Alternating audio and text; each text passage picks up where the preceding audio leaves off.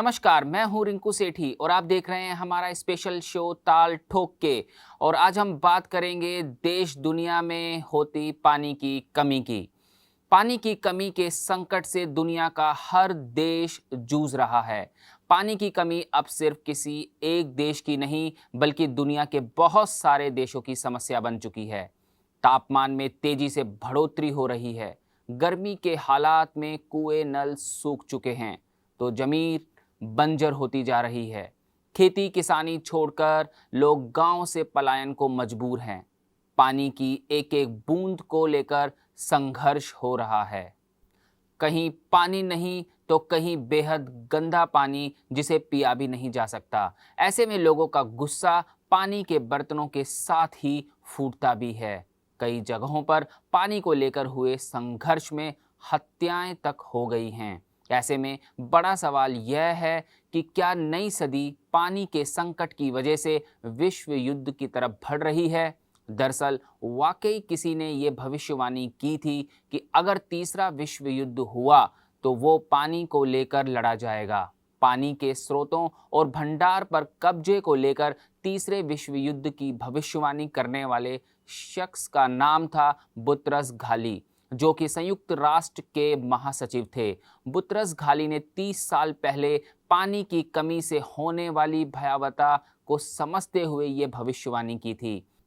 पूर्व प्रधानमंत्री अटल बिहारी वाजपेयी जी ने भी कहा था कि ध्यान रहे कि आग पानी में भी लगती है और कोई आश्चर्य नहीं है कि अगला विश्व युद्ध पानी के मसले पर हो। दरअसल पहले विश्व युद्ध जमीन पर कब्जे को लेकर हुए, उसके बाद के युद्ध के पीछे तेल और ऊर्जा का स्वार्थ था, तो अब पानी युद्ध की भूमिका तैयार करने के लिए बहने चला है। सवाल उठता है कि पानी की कमी से उभरने वाले खतरे में क्या विश्व युद्ध की आहट को देखा जा सकता है? चाहे भारत हो या अफ्रीकी देश या फिर अमेरिका जैसे देश में भी पानी की कमी से जल संकट गहराने लगा है। दरअसल एक बार तेल के बिना जिंदगी चल सकती है, लेकिन पानी के बिना नहीं। जब सवाल अस्तित्व का आ जाए तब जाहिर तौर पर जिंदगी की जंग लड़ने के लिए पानी पर युद्ध का फैसला कोई भी ताकतवर देश करने से हिचकेगा नहीं। भारत के 10 करोड़ लोग पानी के लिए तरसेंगे। नदियों का देश कहलाने वाले भारत तक को लेकर नीति आयोग की रिपोर्ट डरावने और चौंकाने वाली है। नीति आयोग की रिपोर्ट के मुताबिक साल 2020 तक देश में 10 करोड़ लोग पानी की समस्या का सामना कर रहे होंगे। दिल्ली, बेंगलुरु, चेन्नई और हैदराबाद जैसे बड़े शहरों में लोग पानी के संकट से जूझेंगे।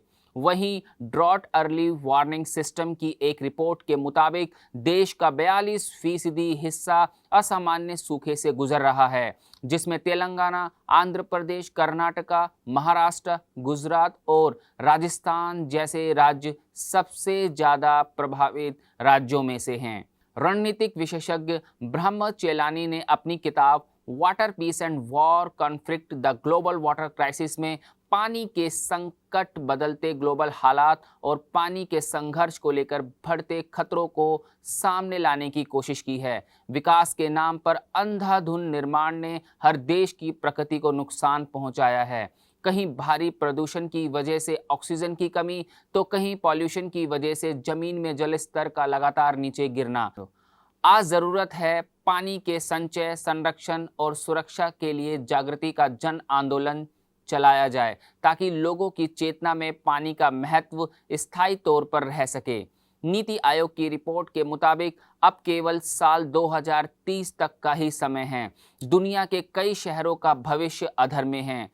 कई शहरों में अभी से ही स्थिति भयावह होने लगी है, जैसे कि दक्षिण अफ्रीका के शहर केप टाउन में 2018 में इस शहर में पानी खत्म होने के कगार पर था।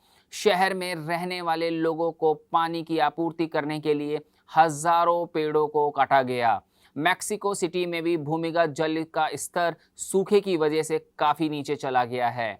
पश्चिमी अमेरिका में करोड़ों लोगों को हाल ही में कहा गया कि देश के सबसे बड़े कृत्रिम जलाशय में पानी का स्तर कम होने की वजह से उन्हें अगले साल से पानी का इस्तेमाल कम करना होगा।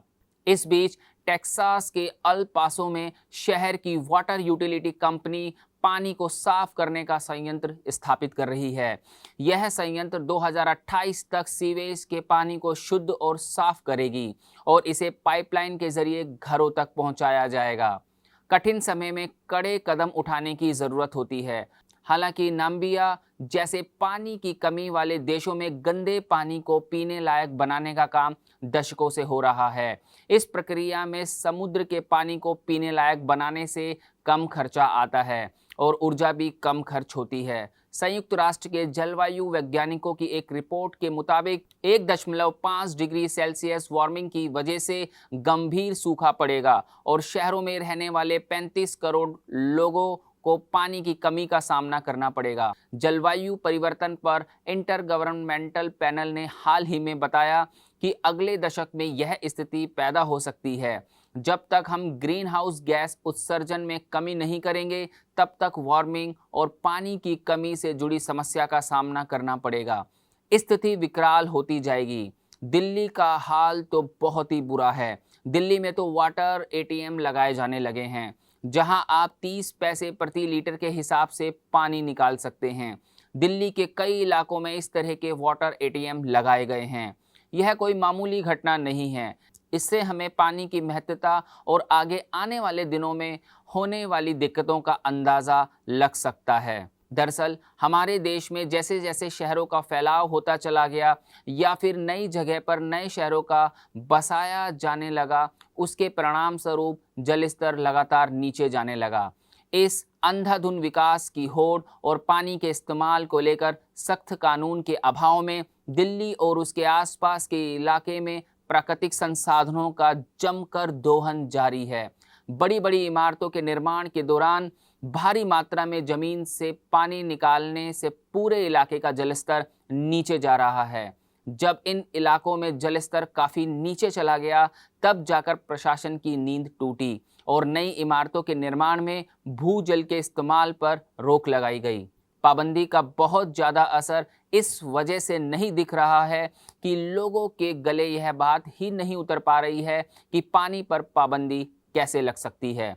उनको तो लगता है कि अगर 25 फीट पर पानी नहीं मिल रहा तो 50 तक बोरिंग कर दो, नहीं तो 100 फीट से पानी निकाल लो। और प्राकृतिक पानी पर तो उनका स्वाभाविक हक है। ज़्यादातर लोग इस बात को समझने के लिए तैयार नहीं हैं कि पानी खत्म भी हो सकता है।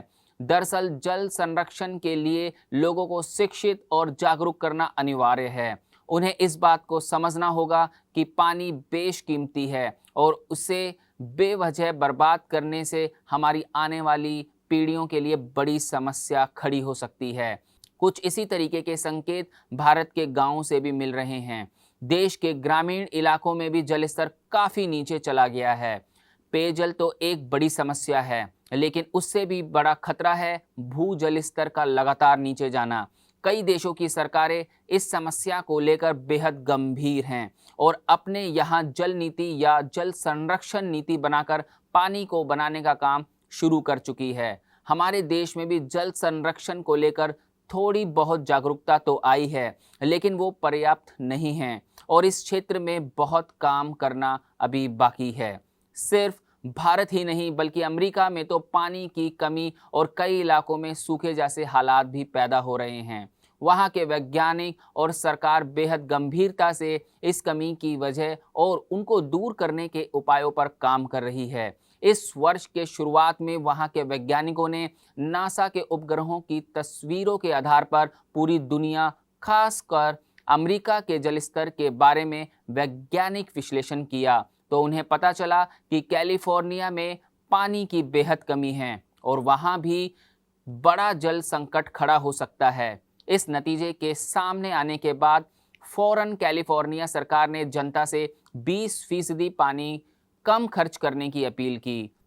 नासा की तस्वीरों के विश्लेषण के बाद विशेषज्ञों ने दुनिया में कम होते जलस्तर की वजहों की पड़ताल शुरू की तो मुख्यतः 4 बातें सामने आई। बढ़ती जनसंख्या की वजह से पानी की बढ़ती खपत, खेती के लिए पानी की बढ़ती मांग, ऊर्जा उत्पादन और ग्लोबल वार्मिंग।